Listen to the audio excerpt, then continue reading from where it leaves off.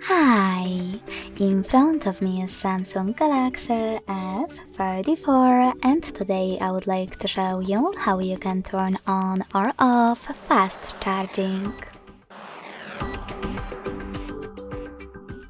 Begin by going into Devices Settings and scrolling down to access Battery and Device Care.